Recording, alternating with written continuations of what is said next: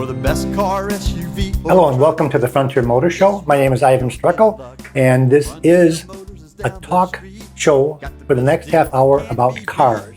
And we've been doing the show going on almost 25 years, and we talk a little bit what's going on in the car industry worldwide, nationwide, in Pensacola, and a little bit what's happening at Frontier Motors in case you ever happen to be in the market for a car, or maybe not you, but maybe you know someone, maybe at work or friend or relative that might be in the market. We would hope that you would recommend Frontier Motors because we're not a normal used car dealer. People don't think real high of used car dealers. So when we started our dealership years and years ago, we decided to do things a little bit differently but number one, being honest. And that doesn't go hand in hand with used car dealers, and at least not what I remember from 35 years ago. But a little bit what's going on in the industry right now, and everybody that is in the market for a car, whether it be new or used, is affected by the worldwide shortage of microprocessor chips. And I've got the new printout right here, what's happening, and unfortunately, it's not getting any better. It's been like this. It's been going on almost 8 months now, and it says the latest numbers on the microchip shortage. Worst case scenario, the estimates grow even worse. It says according to Auto Forecast Solutions, which is a company that forecasts what's going on in the auto industry, which has been tracking the supply chain crisis all year, automakers have now eliminated a total of 8.2 million cars and trucks from the factory schedules because of these microchip scarcity shortages. An increase of 880,000 more vehicles that have been scrapped over what they thought were scrapped the month before. And now they're forecasting that total industry ultimately stands to lose 9.4 million vehicles because of the chip shortage just in 1 year alone, which is unbelievable. Well, and on top of that, you got Hurricane Ida that came in last month and wiped out hundreds of thousands of cars that were flooded, that are being scrapped, that those people have to replace their cars. So what does this do to the average person that's in the market for a car, especially a new car? It drives the price up.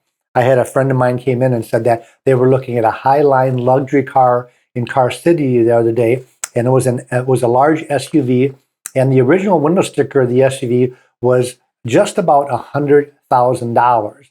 And they had a dealer markup, which is called a marketing adjustment of $20,000 on top of that price. So in other words, if you wanted that particular vehicle that happened to be in stock, you would have to pay $20,000 over list price to get it. Now, the reason I'm bringing this up is because that's extreme. That's not happening throughout the industry. But on expensive cars that are very rare, that is now not extreme. That is now the norm. And the other vehicles, even the smaller mid-sized vehicles, or even the starter cars, what I call them, the cars that are anywhere from $17,000 to $25,000, have between a $4,000 and a $5,000 dealer marketing adjustment on that. Now, years ago, some of the manufacturers had, not manufacturers, but dealers that played with this for a long time, where if you've gone to a new car dealer, especially an import dealer over the last 10 years, you normally see a little addendum sticker. You see the new car window sticker, and then you see a sticker next to that, which is what we call an addendum. And that is normally for aftermarket products that the dealers put on after the cars hit the dealer's lot, which are normally things like aftermarket wheels and tires, maybe tinted glass, pinstriping, rust proofing, undercoating, gloss treatment, extended warranties. A lot of things like that are added after the fact, and then they put an addendum on. Well, now they've gone even bolder by not giving you anything for that addendum, just calling it a dealer marketing adjustment based on supply and demand. And if they're not getting any more of these type of cars in, obviously they're going to get as much as they possibly can on that car. Now, what does that do for the used car market? Well, it makes those used cars go up in value also. Fortunately, it doesn't. The percentage of the increase of used cars versus new is very minor. And yes, used cars are not dropping in value like they normally do. For the last 25 years, I've been talking about depreciation, and even Consumers Reports last year put into writing that the average car depreciates 27%, which is about $11,000 in the first year alone. Well, guess what? That's not the norm anymore. If you bought a car last year used, that car is almost worth the same dollar amount right now, which is unheard of.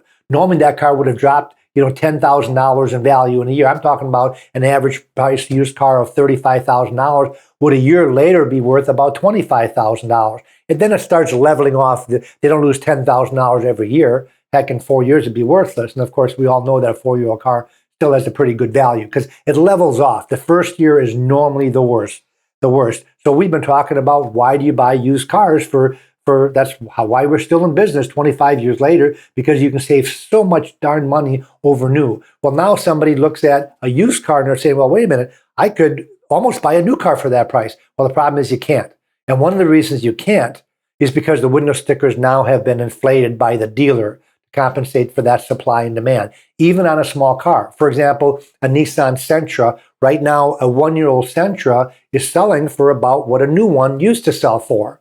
But the problem is the new one have gone up about $4,000. So you can still save about $4,000 over the selling price of a brand new one. So what I'm saying, folks, when you're out in the car market right now, the best way to shop for a car, new or used, is to get that out-the-door price in writing. We've been advertising an out-the-door price in writing for over 20 years now, where we tell you when you come to Frontier Motors, within a matter of minutes, if you happen to pick out a car real quick, like which some people do, they look at a car and say, okay, this is a 2020 Honda Accord with 10,000 miles on it. Of course, the next question out of your mouth is, how much is it? And what's the best you can do? And what's the total price?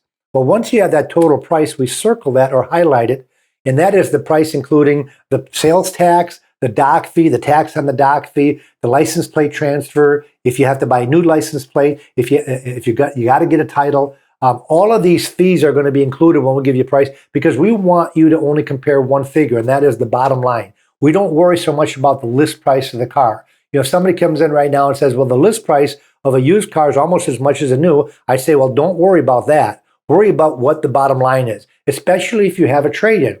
If, for example, Frontier Motors pays you $2,000 more for the trade, our fees are less, even though our price might be close to the same, we're still going to have a lower bottom line. And then the other thing you have to take in consideration is, what are the features of that particular car? I might have a used car that originally was $40,000, and you're looking at a brand new car that has a list price of $37,000. Well, one reason there's a difference is because you're missing a lot of options, especially important if those options are safety-related options that perhaps could save your life. One of the things that I always talking about saving your life is the adaptive cruise control. If you don't know what that is, it's an electronic type cruise control that is set to about between 100 to 300 feet of the car in front of you. So if you set your car on the expressway at 70 miles per hour, not 78 or 79 or 80, that would be speeding. But if you set it at 70 miles an hour, where you're actually obeying the law, which most people that I just went to Wisconsin a couple of weeks ago, and I don't think anybody obeyed the law because nobody was even going 80 miles an hour. But anyways, whatever that car in front of you does is what your car is going to do. So if you set it on 70, if the guy in front of you jams on the brakes, your car immediately stops. Now, if you can set that to 100 feet, 200 feet, or 300 feet. It's especially if you're not paying attention. Now, you're not supposed to be texting and driving, but I know there's other things that can distract you. If you're talking to somebody, if you're talking on the phone, even if you're hands-free, you can easily be distracted. Look down for a second. Maybe you're checking your speedo. Maybe you're checking, your climate control or your audio equipment. And next thing you know, when you're going that fast, boom, you're in a wreck. Well, that adaptive electronic cruise control will save your life. It saved my life about 20 years ago when I first had it on a Jaguar, one of the first cars that had that. Now it's actually standard. If you buy a base model Toyota, they're actually standard on a base model Toyota. Even though blind spot and some of the other safety features are still an add-on safety feature, the adaptive cruise control, they feel is that important that on Toyotas at least, it is now a standard feature. Also, you've got pedestrian protection. If somebody's walking in your path, the car will stop automatically. Blind spot is really good for people like me that I can't turn my neck very good if I'm looking to see if there's somebody next to me. So the blind spot will light up, or it will vibrate your seat or your seat belt to let you know, hey, there's somebody next to you. Don't be pulling over right now. And of course, you've got cross lane protection, which is if anybody's driven a car that's 4 or 5 years old, keeps the car in the middle of the lane. If you fall asleep or something like that, or you're veering off your lane, it'll put the car back into the middle lane. Not exactly self-driving, but I think even a little bit better than self-driving. The only car that offers a self-driving car right now, which is not even 100%, is the Tesla model, and they ask you not to use it because you get so used to it that it's almost dangerous because it can't protect you against all different types of things. For example, if a cone is flying at you, if somebody cuts in your lane real fast, that car will not stop. So you still want to keep your hands on the wheel, but it sure helps when you're not paying attention. And if we had those features in our car, we're going to have what I call a better deal. The better deal is not always the lowest price. And a lot of people, they don't get that when they walk in. They get that when they walk out of a place like Frontier Motors, because we're going to educate you that it's not always the lowest price. If I give you $5,000 worth of equipment, for example, for $1,000 more on the bottom line, I feel that we have a much better deal. What if our vehicle is the same price as the next dealer's price, but we've got 15,000 less miles on it, so that car should last you about a year longer than normal, because that's about what the average person drives. Color can make a difference in the bottom line. If you like ugly colors or ugly cars, you're going to get a better deal than if you like the ones that look good. And most people that I walk in do not come in here and asking, hey, you got anything ugly you can sell me so I can get a deal on it? I have yet to have that happen. And there are some cars that I feel that are ugly that somebody has thought they weren't. I saw a purple Challenger the other day that had yellow accent stripes on it. I thought it was hideous looking, but whoever bought that and paid over $50,000 for it thought that must be, wow, that's the best thing I've ever seen. So now when they get to trade that car in, guess what? They're going to get less money on it. The books are all the same. You know, when you go to the auction, or when you go and look, ask your banker, what's the NADA book value of this car? They don't ask you what color are you picking out. But if you're picking out a car with, that's a pink car with a yellow interior, you might have a car that's worth $4,000 less than one with a good color. So these are all things that what I consider is making up a good deal. I did get off the track a little bit because we were talking about the chip shortage, which is still on, and unfortunately, it's not getting any better. The fortunate thing out there for used car dealers like ourselves, there are still plenty of cars to be bought. I buy lots of cars from private individuals. I'm buying about 10 to 15 cars every single week from private individuals like yourself that have thought, well, maybe I can make do without a car, or maybe because the cars went up in value, just like the housing's gone up in value, maybe I should sell now, which is great if you don't need a car. Maybe if you're going to go to a bicycle, or maybe if you decide, hey, I'm going to Uber for the rest of my life and you don't need that car, right now would be a great time to sell it. And rather than put it on Craigslist or Facebook Marketplace or Auto Trader or Cars.com, the best way to do it, I feel, is to take it to a dealer that's going to treat you fair, that can write you a check, or you're not going to get scammed. The first couple of pages when you go on Craigslist, they talk about be careful of this, and this. Especially now, in another couple of months, they're going to change the clocks again, and it'll be dark here in Pensacola by 4:30. Well, you don't want to put your car, on Craigslist and have people come over at 5 o'clock after they're done working and it's pitch dark out. Number one, they can't hardly see the car other than by a floodlight, so they're going to say, well, I want to come back during the daytime, which is normal in the weekend. And you probably got better things to do on a weekend than wait for somebody to come over and maybe want to work you on the price, maybe have a trade-in, maybe ask you to finance it or give you a warranty, or they want to go get it inspected. So what's easier? Right now, the easiest thing is to come to Frontier Motors, and we pledge that within 15 minutes, we can give you a buy bid in writing. And we've done this even, I had a customer the other day that came in with a 170,000 mile Toyota. And originally one of our managers said, well, I don't think we'd be interested in that car. I said, wait a minute. If we're not interested in the car, we know someone that is. So even cars that we would not normally buy for the lot, which by the way, we ended up buying for the lot because it was a very nice car and it was a Toyota. And there was an article in Consumers Reports last year, and they had a list of the most likely vehicles to last 300,000 miles. And that particular model I bought the other day happened to be one on that list. And I can show, now that doesn't mean every car is going to make it for 300,000 miles, but they're saying on a percentage basis, the 4Runner, which this happened to be, would be one that is going to go over 300,000 miles. So with 170,000 miles on, you still have a lot of life left on there, especially if you know the vehicle's been maintained on a regular basis, which is oil changes and all the tire rotations, everything have been done. You've still got a lot of life left in that vehicle. So what I'm getting at is we buy almost any type of car and we will give you a bid within 15 minutes. Now, a lot of dealerships advertise they buy cars, but a lot of times they only have one person at the dealership that buy cars, and that person's not there because they're out buying cars. So you drive into the dealership because they got the big sign out front, we buy cars even if you don't buy one from us, and you get there and they don't have anybody appraise the car. We have 5 people appraising cars. We always have 3 of those people here. So that's why I can say that within 15 minutes, we can give you a buy bid in writing. If that buy bid is not enough for you to consummate that particular deal, we can also do what few dealerships do, and that's a consignment offer. We normally will give you more money on consignment because we don't have to tie up our cash. So hypothetically, if you've got a $25,000 car, and let's say I offer you $2,000 for that particular car. On consignment, I might be able to give you $23,000 or $23,500. We don't charge more for consignment. We just make a little less money on it. But everybody's happy. We still get the car. You still get more than wholesale, and the person that's buying it doesn't get jacked up on the price just because it's a consignment vehicle. So everybody's happy.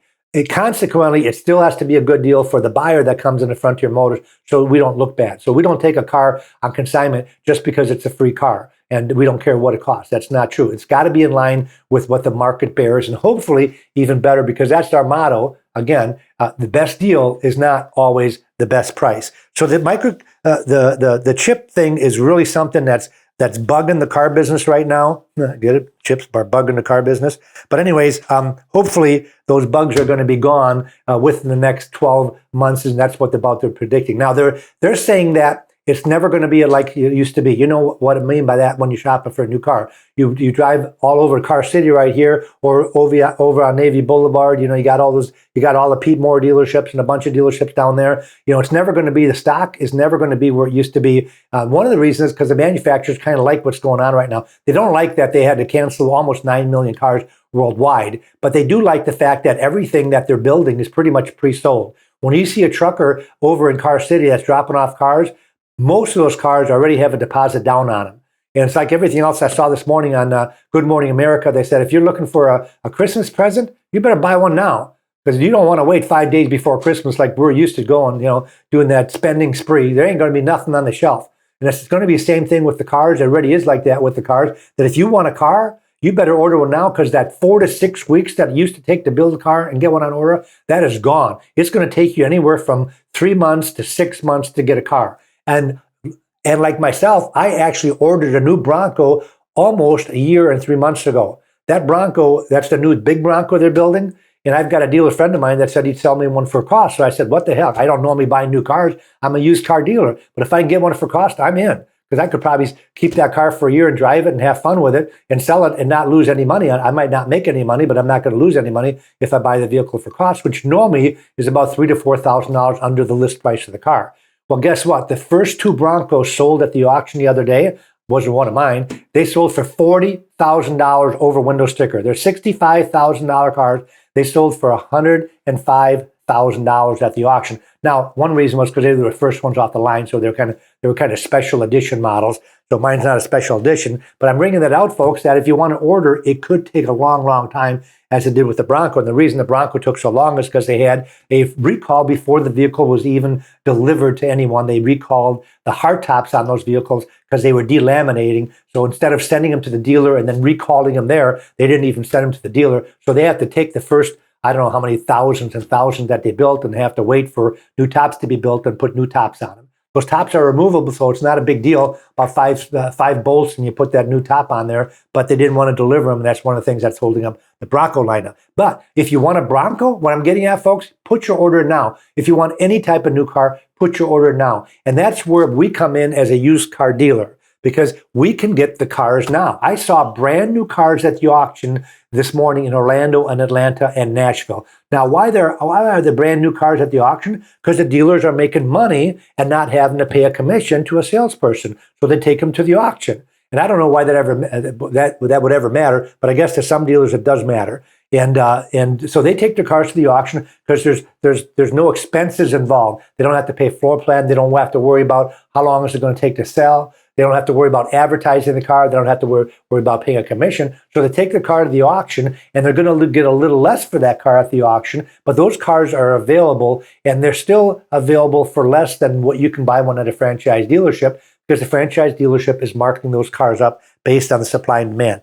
Like I said before, kind of mentioned the housing industry. Everybody knows about what's going on with housing. You know, a house that was worth maybe $300,000 last year is worth $400,000 now. Now, the only way that you can make sense out of this madness, whether it be housing or automotive, is that your house that you own now has gone up just that much. And the car that you have gone up has definitely not lost any value. And some cars have actually gone up in value. Can you ever believe that? That you might have bought a car a year and a half ago, and that vehicle might actually bring just as much now, where you're normally used to taking a loss if you decide to change your mind. Now, most people that buy a car don't trade it in a year and a half, but I do have people that make mistakes. And there's a lot of vehicles that I've purchased from customers that have bought a car that are 3 or 4 months old that say, oh my God, how did I do that? It was the smell. It must have been the smell of that new car. I sat in it during my lunch hour. Next thing you know, an hour and a half later, I'm driving home with it. I forgot to check my insurance, because you got that automatic 10-day rollover insurance.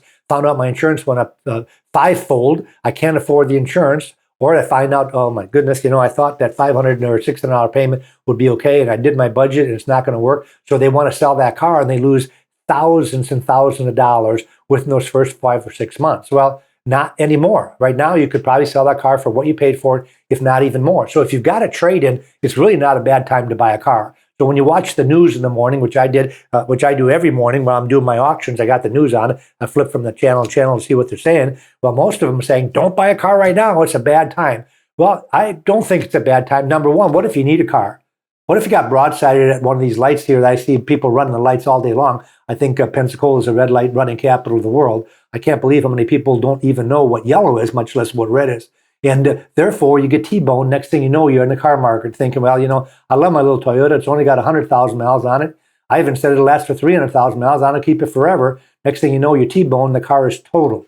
Which, by the way, if somebody else totals your car, make sure you come to Frontier Motors for replacement value. Forget about the books, because you might want to use comparables instead of book values. Some books haven't gone up that much, and you can't replace the car for what the book is. So you want to call Frontier Motors if your car is totaled. And by the way, if your car is not totaled and somebody T-bones you, that means that your car's got to go to a body shop, right? And you're probably going to have a Carfax report that says major damage reported, broadsided, the vehicle had to be towed, the airbags were deployed. What does that do to the value of your car? Well, it diminishes the value of your car, and you shouldn't have to take that diminished value if it wasn't your fault. So if it's somebody else's fault, that person's insurance company should compensate you for what just happened to your car. Because if you bring it to a dealer after it's fixed and you want to trade it in, and we see that major accident on that report, we're going to take that car and trade, but we're going to take it and trade really cheap because we have to explain it to the next owner. And who buys a car that's been in a major accident? Only one person, the bargain hunter. So it's got to be a bargain. If it's not a bargain, they're not going to buy it. Because if they can buy a car without an accident for the same price somewhere else, you're never going to sell your car. So you should be compensated. I feel sorry for the people where a tree fell on their car during a storm and their car is all squished. It's got major damage, but you're not going to get diminished value. You're just going to have to take it in the chin because that diminished value only works when it's somebody else's fault. If it's your fault, well, tree falling on your car is not really your fault, but I'm sorry, you're not going to get any help.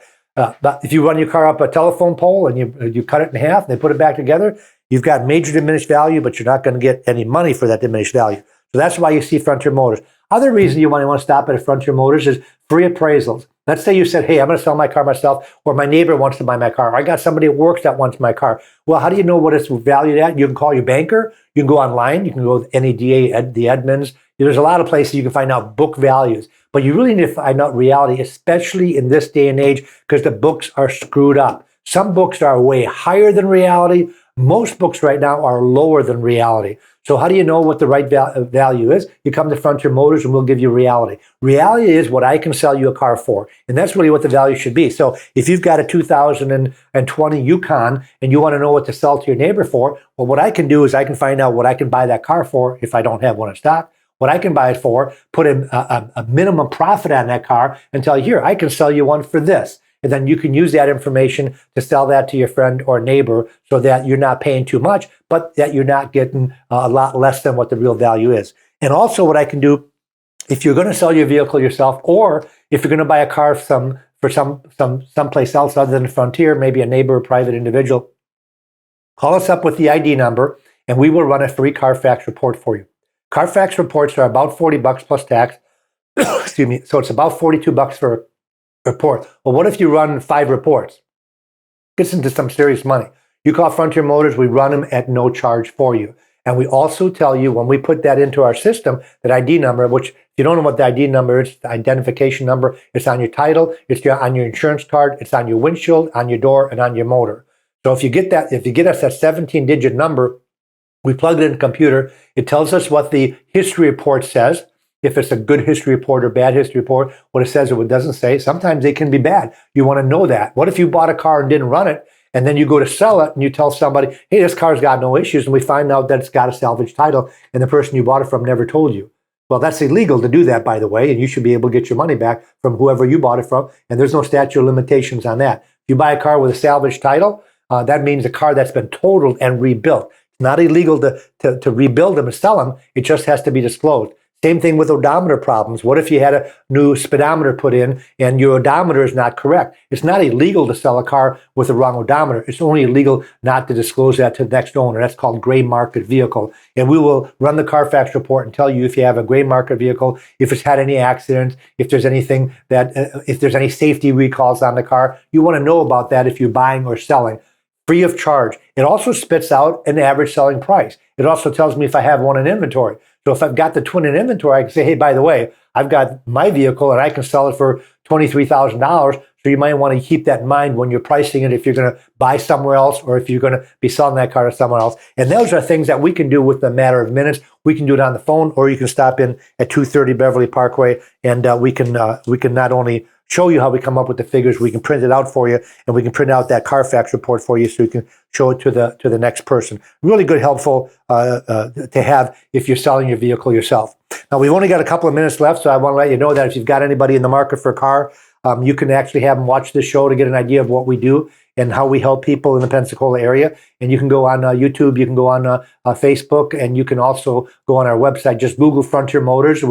There's about 5 Frontier Motors in the nation. We're the largest one, so we're the first one that pulls up. Right now, we've got between 300 and 325 cars in stock at all times. Even with this chip shortage, our inventory hasn't lagged down. We were down to about 240 cars, and we're back up to 320 some cars. So we've got vehicles in inventory that are ready for immediate delivery. We get lots of compliments when customers come in because they say that they can't believe the cars that we have on the lot are used because they don't smell like a used car and they don't look like a used car. There's no dings, no scratches. The tires are good. The interiors are clean. We let you test drive the cars, of course. We let you get them inspected if you want. The history reports are in the glove box of every car. So whether they're good or bad, they're going to be right in there. So you can look at them without having to even go to salesman. We unlock every one of our car every morning. So if you come here on your lunch hour, you don't have to wait for a salesman to get you the key for the car. So again, we've been in business for 25 years. We've built our reputation up from 25 cars in inventory to 327 inventory. Our sales have gone from 20 a month to over 200 a month. I think our record was 300 a month. And the way that we've done that is with people like you that are watching the show that are repeat and referrals. Other than the show, we don't do hardly any advertising. And the reason we don't is because once you buy a car the first time, you'll come back and buy a car for life. Thanks for watching. Thanks for listening. Have a great day. Auf Wiedersehen. Looking for the best car, SUV, or truck? Guess what? You're in luck. Frontier Motors is down the street. Got the best deals that can't be beat. Don't overpay, come in today. Doing business the old-fashioned way. Frontier, we've got the right price. Frontier, we'll treat you mighty nice. Frontier Motors, low overhead country.